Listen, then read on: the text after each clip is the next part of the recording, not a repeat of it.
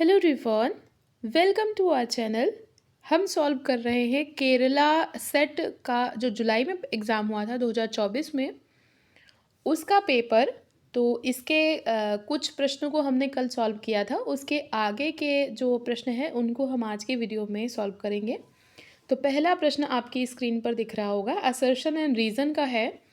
और ये पेपर मुझे इंग्लिश में मिल पाया है, इसका हिंदी ट्रांसलेशन अवेलेबल नहीं है। तो प्लीज़ मुझसे इसका हिंदी में लाने के लिए मत बोलिए इसका हिंदी ट्रांसलेशन अवेलेबल नहीं है। हाँ, मैं ये कर सकती हूँ कि जो भी टर्म्स हैं वो मैं आपको हिंदी में बता दूँगी। अब ये क्वेश्चंस आपके लिए बहुत इंपॉर्टेंट है क्योंकि अभी ही एग्ज़ाम हुआ है और यहाँ से क्वेश्चंस पूछ सकता है एग्ज़ाम में। तो क्वेश्चंस इंपॉर्टेंट है, इसलिए मैं ये वाला पेपर आपको सॉल्व करवा रही हूँ। इसका हिंदी में जो भी डिफ़िकल्ट वर्ड होंगे उनको मैं आपको ट्रांसलेट करके बता दूँगी। आई होप आप लोग मैनेज करेंगे। तो शुरू करते हैं आज की वीडियो। पहला प्रश्न है पार्टिसिपेंट ऑब्जर्वेशन, इसको बोलते हैं सहभागी अवलोकन। सहभागी अवलोकन अलाउज द रिसर्चर, सहभागी अवलोकन जो है ये रिसर्चर को अलाउ करता है क्या? टू ऑब्जर्व, कि वो लोग ऑब्जर्व करें, वो अवलोकन कर सकें किसका? इंडिविजुअल के बिहेवियर का, यानी व्यक्तिगत जो किसी व्यक्ति के बिहेवियर का है। इसके अलावा किसी परिस्थिति का, दैट में नॉट यूजुअली, जो कि साधारणतः नहीं होती है क्या? ओपन नहीं होती है साइंटिफिक ऑब्जर्वेशन में, जो कि जब हम वैज्ञानिक विधि से अवलोकन करते हैं तो शायद वो पूरी तरीके से ओपन अप नहीं हो पाते हैं वो लोग या वो स्थिति। तो पार्टिसिपेटरी जो ऑब्जर्वेशन है, सहभागी अवलोकन है, वो रिसर्चर को एक तरीके से उन परिस्थितियों का, उन व्यक्तियों का अध्ययन करने के लिए भी अलाउ करते हैं, यानी उनके माध्यम से उन परिस्थितियों का अध्ययन भी सरल हो जाता है जो कि साइंटिफिक विधि के द्वारा नहीं हो पाता है अध्ययन। यानी क्वालिटेटिव मेथड के द्वारा हो जाएगा, क्वांटिटेटिव मेथड के द्वारा नहीं हो पाएगा। तो ये बात बिल्कुल सही है, पहला बिल्कुल सही है। ठीक, दूसरा कथन कह रहा है participant observation observer, participant observer may sometimes lose their objectivity. कई बार क्या होता है कि जो ऑब्जर्वर है, यानी जो रिसर्चर है, जो शोधार्थी है, वो कई बार ऑब्जेक्टिविटी को बोलते हैं हिंदी में वस्तुनिष्ठता। तो कई बार हो सकता है वो वस्तुनिष्ठता को खो दे। क्यों? क्योंकि हो सकता है वो इन्फ्लुएंस हो जाए, इन्फ्लुएंस द इंडिविजुअल्स, क्योंकि वो हो सकता है जिन व्यक्तियों से बात कर रहा है उनसे वो प्रभावित हो जाए और उनके बिहेवियर को ठीक तरीके से ऑब्जर्व ना कर सके। तो ये बात भी बिल्कुल सही है, जब आप कहीं पे जा कर के रहते हैं, सहभागिता करते हैं, तो शायद आप हो सकता है उनके व्यवहार से प्रभावित हो जाएं, उनके रीति रिवाजों से प्रभावित हो जाएं, तो शायद आप वस्तुनिष्ठता के साथ में अध्ययन ना कर सकें। तो कथन दोनों ही सही हैं यहाँ पर।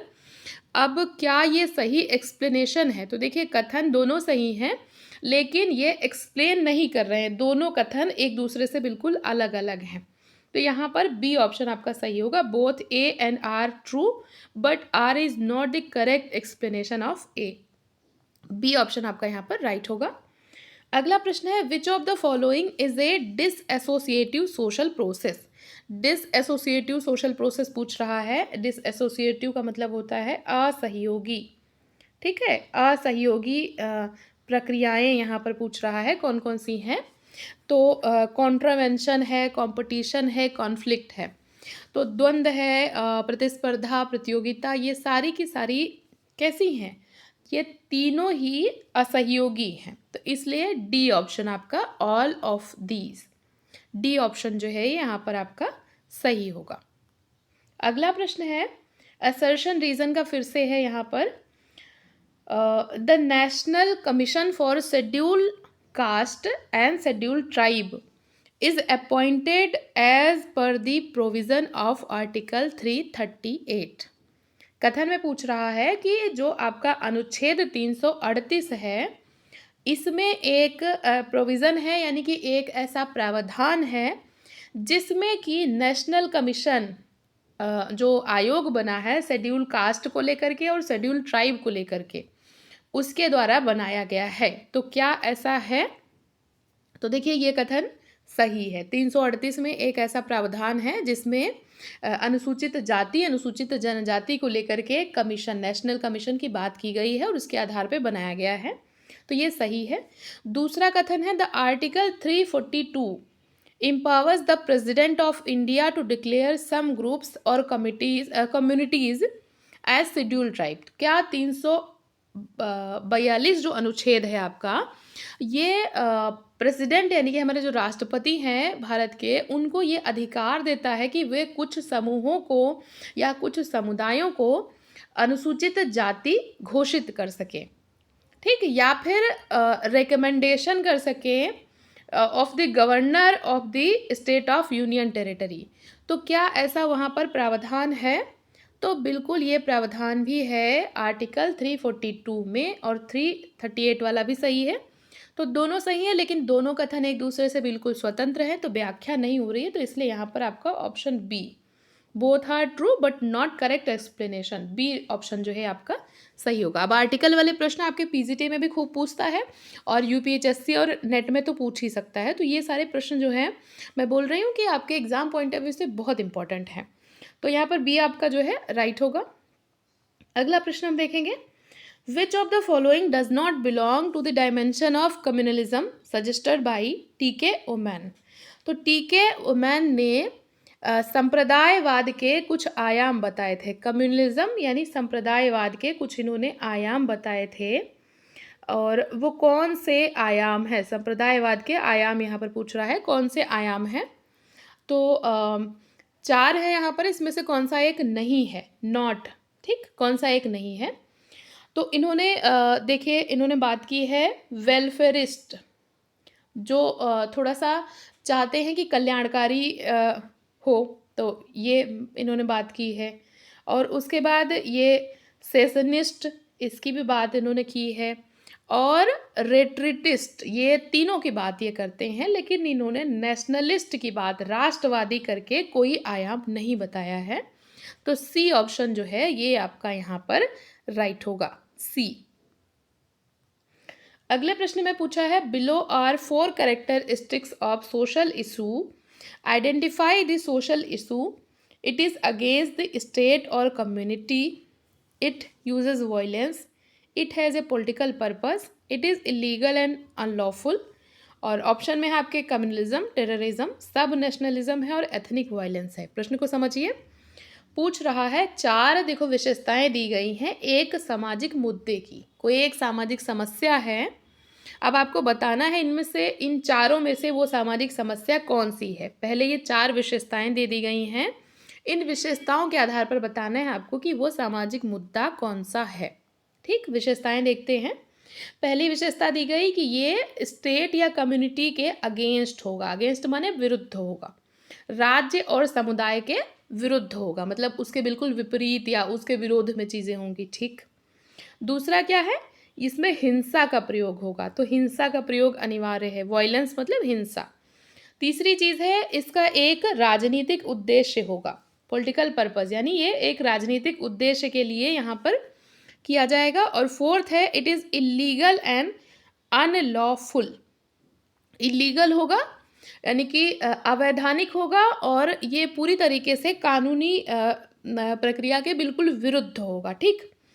अब चारों विशेषताएं देखिए किस में है, तो कम्युनलिज्म में स्टेट कम्युनिटी के थोड़ा बहुत अगेंस्ट होगा, पॉलिटिकल पर्पस हो सकता है, इलीगल अनलॉफुल इसको पूरी तरीके से नहीं कहेंगे, और ज़रूरी नहीं है कि वायलेंस हो, सब नेशनलिज्म भी नहीं होगा यहाँ पर, एथनिक वायलेंस भी नहीं होगा, क्योंकि एथनिक में ये बिल्कुल स्टेट और कम्युनिटी एकदम से नहीं इसके जाएगा। टेररिज्म यहाँ पर एक ऐसा ऑप्शन है, यानी कि आपका जो आतंकवाद है, तो आतंकवाद में देखिए वायलेंस भी होगा, इलीगल है, और साथ में कानूनी भी नहीं है, और उसके बाद इसका पर्पस भी एक तरीके से आजकल ये पॉलिटिकली यूज़ किया जा रहा है टेररिज्म को, और उसके अलावा ये स्टेट और कम्युनिटी के अगेंस्ट भी है। तो यहाँ पर बी ऑप्शन जो है ये आपका राइट होगा, टेररिज्म, बी ऑप्शन। अगला प्रश्न है, an Indian sociologist who belong to Marxian tradition, एक इंडियन भारतीय समाजशास्त्री हैं जो कि मार्क्सवादी परंपरा से बिलोंग करते हैं। कौन से हैं? एस.सी. दुबे, घुरिये, एम.एन. श्रीनिवास और ए.आर. देसाई। तो इनमें से ए.आर. देसाई हैं, ये जो है ये आपके मार्क्सवादी परंपरा से बिलोंग करते हैं। तो यहाँ पर डी ऑप्शन आपका राइट हो जाएगा। अगले प्रश्न में है which of the following are considered as the 4 pillar of democracy. तो डेमोक्रेसी यानी प्रजातंत्र, प्रजातंत्र के 4 आधार स्तंभ यहाँ पर पूछ रहा है। 4 आधार स्तंभ प्रजातंत्र के। तो आपको पता है यहाँ पर कौन कौन से 4 आधार स्तंभ हैं? कार्यपालिका, न्यायपालिका और विधायिका, और इसके अलावा मीडिया को माना गया है।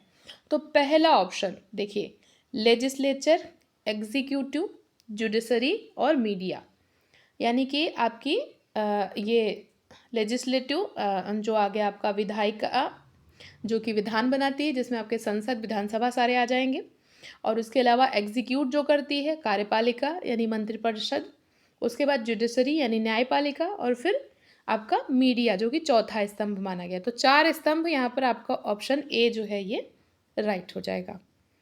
अगला प्रश्न है, इसमें आपको 2 लिस्ट दी गई हैं, एक तरफ में मैच करना है, एक तरफ प्रक्रियाएं हैं, एक तरफ बताना है कि वो कैसी प्रक्रियाएं हैं। तो मैच करेंगे मेरे साथ में। तो रिवॉल्यूशन को पूछा गया है। तो रिवॉल्यूशन माने होता है क्रांति। अब क्रांति आएगी तो अचानक से आएगी, तो सडन एंड टोटल चेंज, जब अचानक से कोई चीज़ परिवर्तित हो जाए और बिल्कुल एकदम से बदल जाए। जैसे मार्क्स ने क्रांति की बात की है, तो एकदम से उन्होंने बोला कि एकदम से क्रांति आएगी और पूरी व्यवस्था पलट जाएगी। तो रिवॉल्यूशन मतलब sudden and total change, 4th हो जाएगा आपका, 4 हो गया। ठीक। एसिमिलेशन, यहाँ पर एसिमिलेशन का मतलब हो गया कि आत्मसात कर रहे हैं, तो ये कैसी हो गई? एसोसिएटिव, यानी कि सहयोगी में आ जाएगी। एसोसिएटिव माने सहयोगी। उसके बाद कंपटीशन, अगर आप प्रतिस्पर्धा कर रहे हो तो ये क्या है?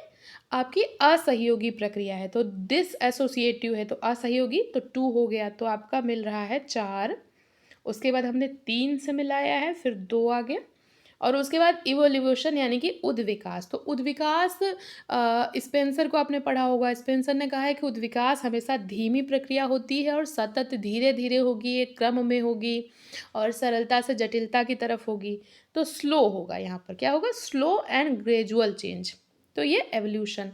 तो आपका बन रहा है 4, 3, 2, 1। तो डी ऑप्शन आपका यहाँ पर जो है राइट हो जाएगा। अगला प्रश्न है which of the following was a reason for the changes in caste system. अगर जाति व्यवस्था में कोई परिवर्तन आ रहा है तो इनमें से कौन सा इसका एक रीज़न हो जाएगा?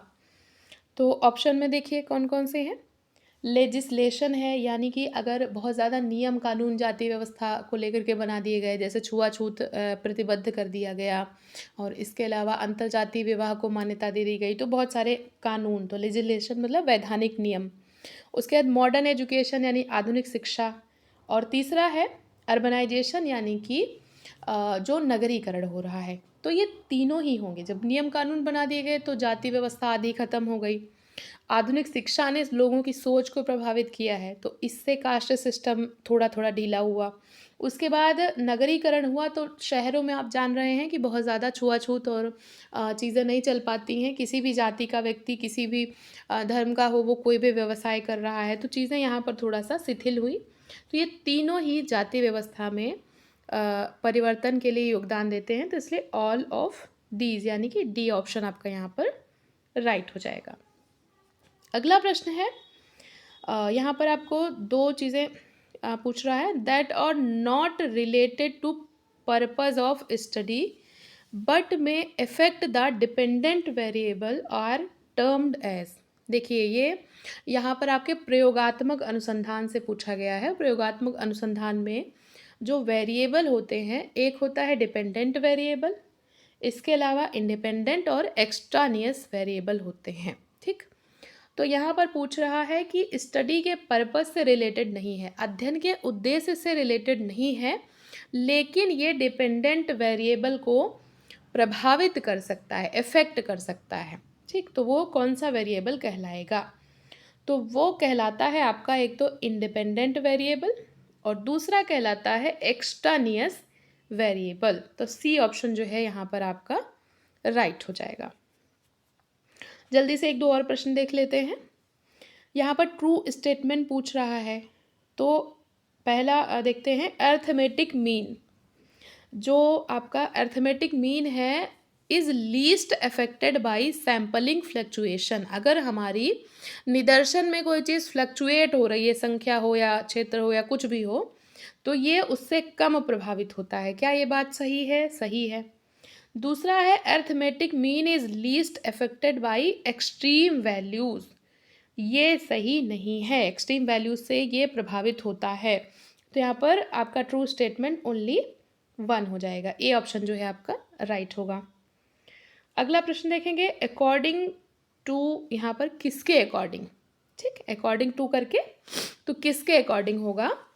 जब कॉन्फ्लिक्ट यानी कि संघर्ष क्या होगा? वॉयलेंट और इंटेंस होगा। जब बहुत ज़्यादा हिंसात्मक होगा और तीव्र होगा, तो it will generate for each party to conflict.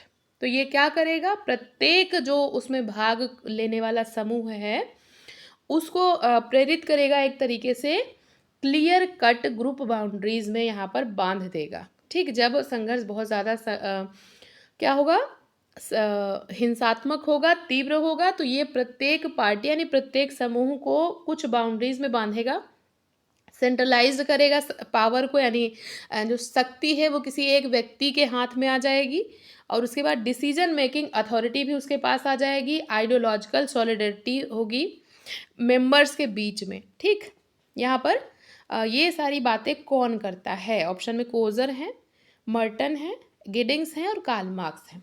तो ये बात करते हैं आपके कोजर, संघर्षात्मक परिप्रेक्ष्य से हैं और ये बात कोजर की है। अगले प्रश्न में पूछा गया है, आपको fill in the blanks type का है और प्रोसेस बताना है यहाँ पर, कौन सा कॉन्सेप्ट यहाँ पर आएगा आपको वो बताना है।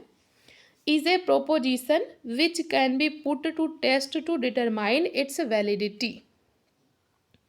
एक ऐसी चीज़, एक ऐसा कथन या एक ऐसा अभिकथन जिसको कि अभी, जिसका परीक्षण किया जाना अभी बाकी है, तो उसको हम क्या कहते हैं? उसको हम कॉन्सेप्ट कहेंगे या उसको हम उपकल्पना कहेंगे, उसको चर कहेंगे या उसको हम सिद्धांत कहेंगे? तो एक ऐसा अभिकथन या एक ऐसा कथन, एक ऐसा अनुमान जिसका अभी परीक्षण बाकी है, उसको हम कहते हैं उपकल्पना। एक काम चलाऊ अनुमान होती है उपकल्पना, और यहाँ पर बी ऑप्शन यानी हाइपोथेसिस जो है ये आपका राइट हो जाएगा। अगले प्रश्न में पूछा गया है, दो जगह पे यहाँ पर भरना है और सीरियल से आपको भरना है। यहाँ पर कुछ और आएगा, यहाँ पर कुछ और आएगा, सीक्वेंस से भरना है। तो पहले यहाँ का देखते हैं। यहाँ पर क्या है कि क्वेश्चंस अलाउ रिस्पोंडेंट, जो उत्तरदाता हैं उनको अलाउ करते हैं क्या? एक्सप्रेस करना उनकी फीलिंग्स, कि वो अपनी फीलिंग्स को, अपनी भावनाओं को अभिव्यक्त कर सकें, बता सकें। And opinion in their own words, कि वो अपनी राय को, अपनी भावनाओं को अपने शब्दों में बता सकें। ऐसे प्रश्नों को क्या कहेंगे? तो ऐसे प्रश्नों को कहते हैं ओपन एंडेड। ठीक, और दूसरा यहाँ पर क्या पूछ रहा है? Question restrict there choices of responses. एक ऐसे प्रश्न जो कि उत्तरदाताओं को उनकी चॉइस, उनकी रुचि, उनकी जो उनको अभिव्यक्त करना है, उत्तरों को थोड़ा सा रिस्ट्रिक्ट करते हैं या बांध देते हैं एक सीमा में। तो इसको क्या कहेंगे? हम क्लोज एंडेड कहेंगे। तो यहाँ पर आपका सही आंसर जो हो जाएगा ओपन एंडेड, क्लोज एंडेड हो जाएगा। अगला और आज का अंतिम प्रश्न है, लिस्ट है, एक तरफ पुस्तकें हैं, एक तरफ उनके राइटर हैं, और आपको यहाँ पर मैच करके बताना है। तो मेरे साथ में मैच करिए। Family kinship marriage in India, ये पुस्तक पूछ रहा है। ये पुस्तक है आपके पेटिसिया ओबेरॉय की, पी ओबेरॉय बोलते हैं इनको। तो तो यहाँ पर 2 आ जाएगा। उसके बाद दूसरी पुस्तक है marriage and family in India. तो marriage and family in India ये है केम कपाड़िया की, 3 हो जाएगा। उसके बाद किनशिप ऑर्गेनाइजेशन इन इंडिया, ये इरावती कर्वे की है, तो 4 हो जाएगा। उसके बाद फैमिली एंड किनशिप, ये टी.एन. मदान की है, तो यहाँ पर आपका 1 आ जाएगा। तो 2, 3, 4, 1 आपका डी ऑप्शन देखेंगे यहाँ पर जो है राइट हो जाएगा। तो ये थे आज के प्रश्न। आई होप आपको ये वीडियो जो है यूज़फुल लगी होगी। ऐसे ही पढ़ते रहिए, अपने गोल की तरफ आगे बढ़ते रहिए। वीडियो देखने के लिए थैंक यू सो मच।